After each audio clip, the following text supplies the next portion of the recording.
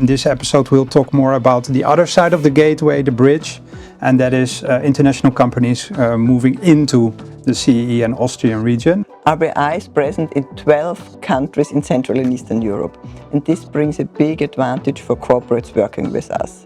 They have one bank for a whole region. I think sectors where we've seen a lot of success is the EV and the new energy sector, so the energy diversification story and any solutions that companies can bring in that and any part of the value chain, so from the raw materials part all the way up to the recycling side. There's still a very high growth potential, especially when we look at it in relation to Western Europe.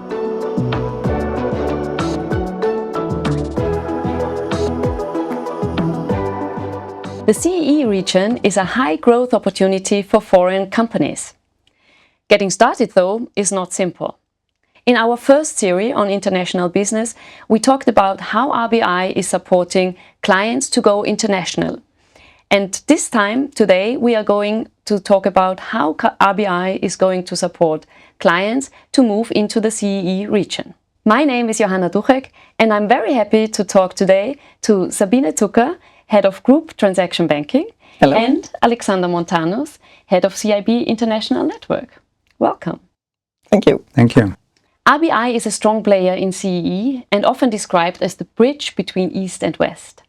What makes RBI such a unique partner for an entry into a new market?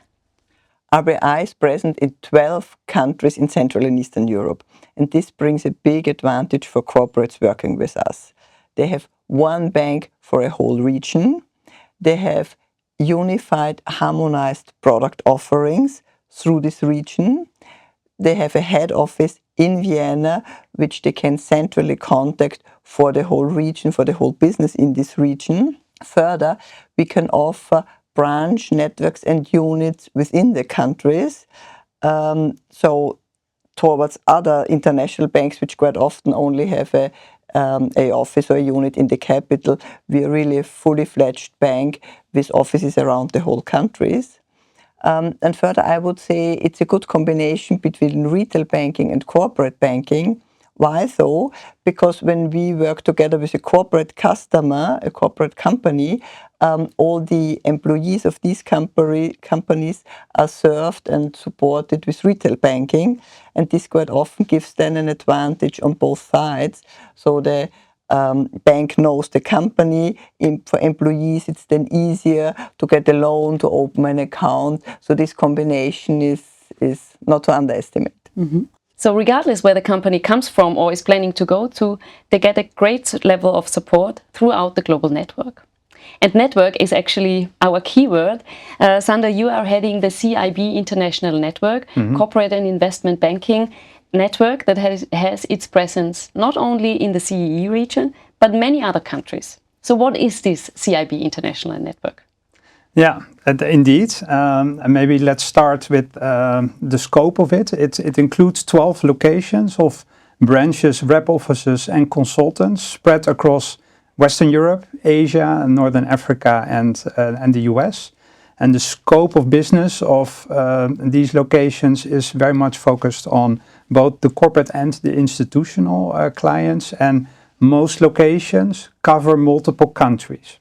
So actually with these 12 locations, we are able to cover 33 countries, again spread across the globe even. So it's a very wide area of coverage, and we are looking to play a role as a gateway. So basically the bridge function. And the first episode of this series, the focus was on CEE and Austrian companies going international. In this episode we'll talk more about the other side of the gateway, the bridge, and that is international companies moving into the CEE and Austrian region. And the locations that are part of the network actually take care of the bridge function in two ways. Then there's two additional units which I should mention and which are very important part of the network, which are our Korea desk and China desk, which are based here in the European region.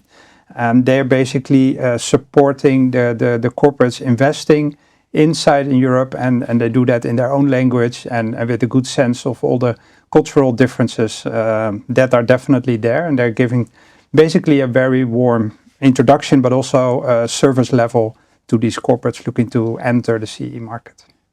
You both have been in the customer business for many years. What makes it so special to work with international clients? Sabine. Actually, I always have been interested in international business, in traveling, in exploring new countries, new cultures.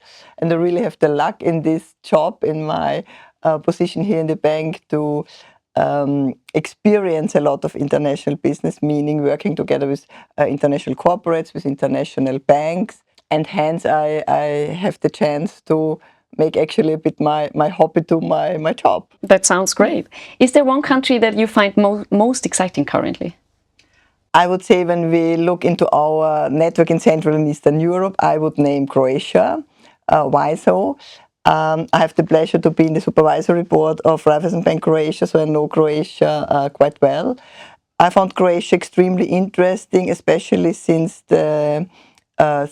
Croatia became a Euro country. There's really been a boost in the economy there. Croatia had the highest growth in GDP last year, and we see that a lot of companies are going to establish business there. It's either tech companies, but it's especially ESG-related companies. So green related companies, batteries, alternative energies, and so on. So Croatia is really a country where these customers find a place, next to the fact that it is a very nice location for vacation and holidays. Absolutely, thank you. Sander, you are Dutch, you have been working in Asia for many years and you are employed by an Austrian company, so you are international. What makes it so special about working internationally for you? Me personally, my journey started during my study years with an exchange in India for a year, and that has really very much started my journey. What I like about it is especially the markets which are in transition, creating opportunities but clearly also challenges. I like the cultural diversity of finding your way in different markets, also personally living in different areas, but definitely the business dynamics is also very challenging.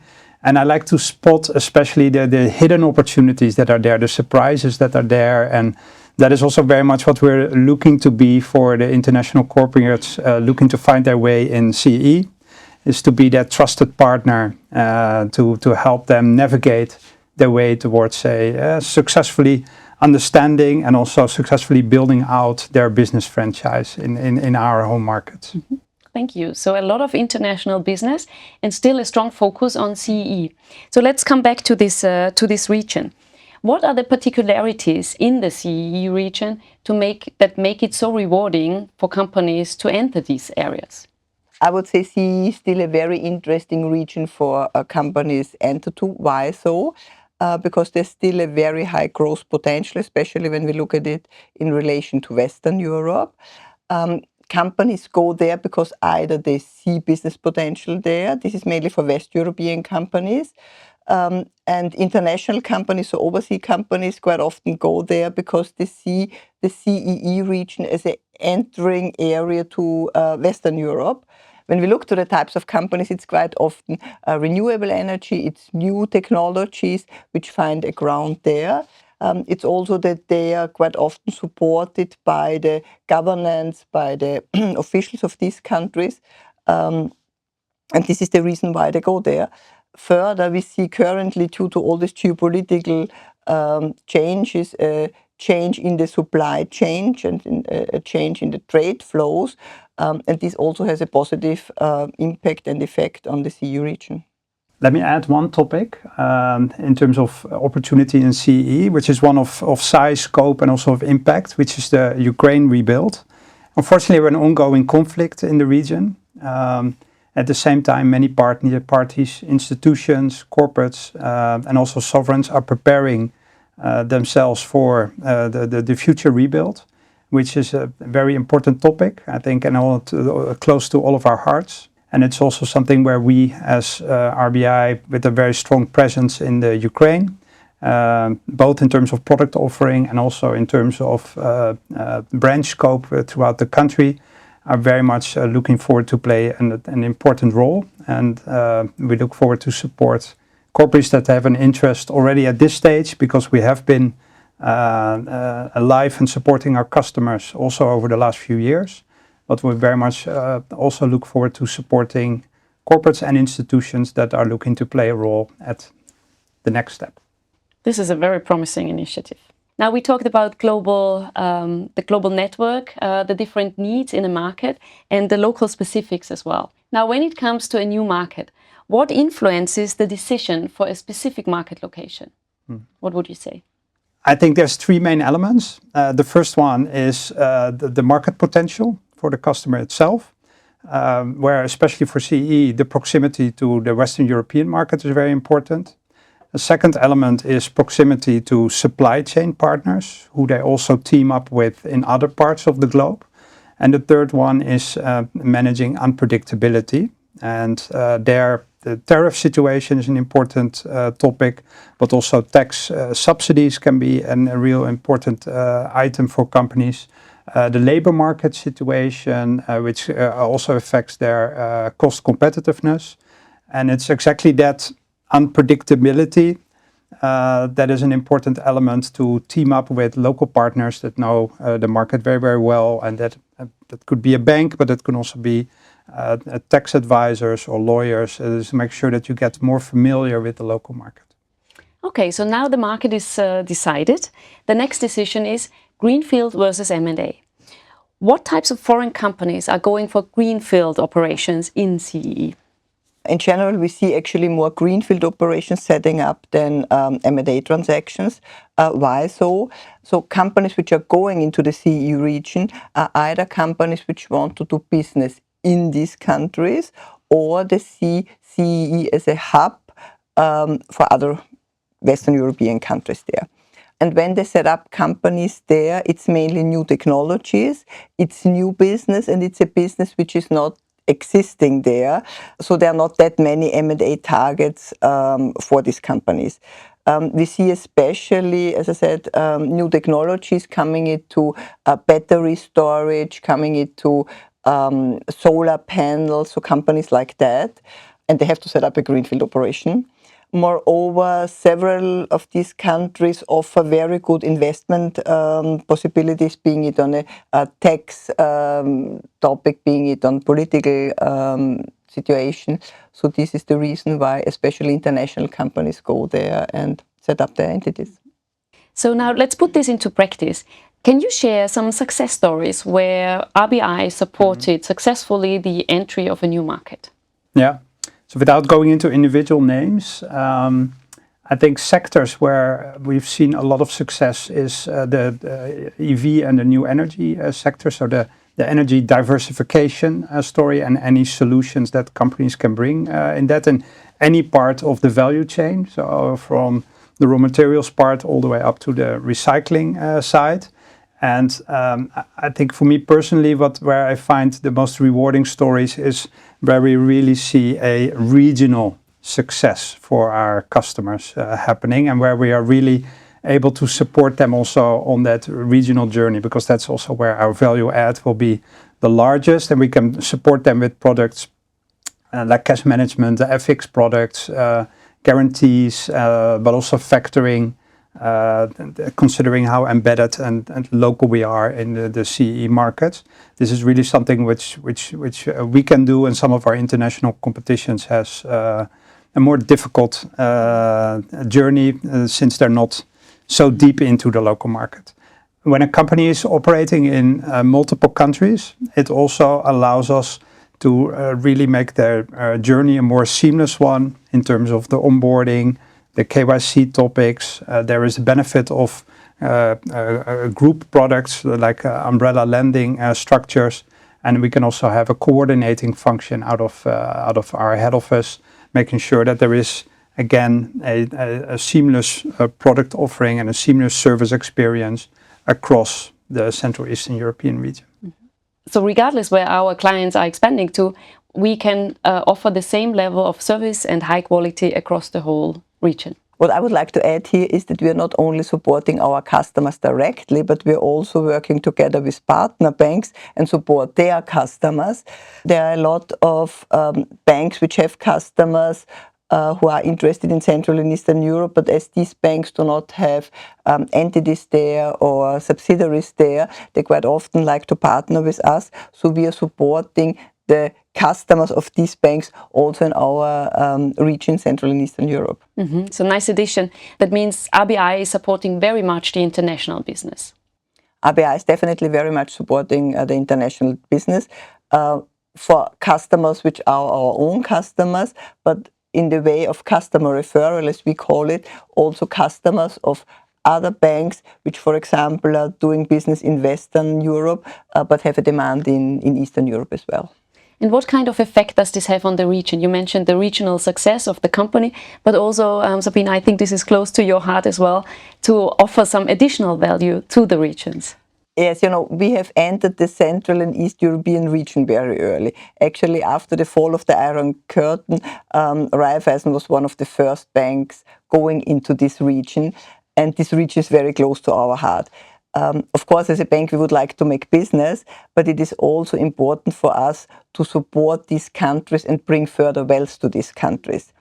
And I think as a bank, you are somehow the blood pressure of a country, and as a bank you can support very much businesses there, can boost the economy by that, and hence can bring wealth to the whole countries. And when we look how the countries in Central and Eastern Europe looked 30 years ago and how they look now, it's a big improvement what has happened there. And it's great to see what kind of impact we have there. Definitely. Wonderful. So now to come to an end and closing this today's session, I would like to ask you for your piece of advice for a customer that is expanding their business in CEE. I would recommend customers get very early in touch with us. We know the region, we know the habits, we know the rules and regulations, and I think we can help customers in this early stage to avoid any mistakes. Sander, what's your addition to this one?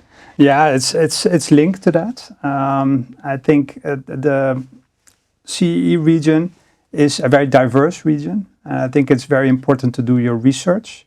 And we happen to have also a very qualified and esteemed research team. So I would invite parties, corporate institutions that have an interest in the CEE region to subscribe and to go into our website and to look at all the great research that is available there. And through that means also connect with us for further more tailored advice. Absolutely, this is a really good advice. Thank you very much. Thank you for your time and sharing your expertise. And thank you very much for joining in. Raiffeisen Bank International. Make it happen.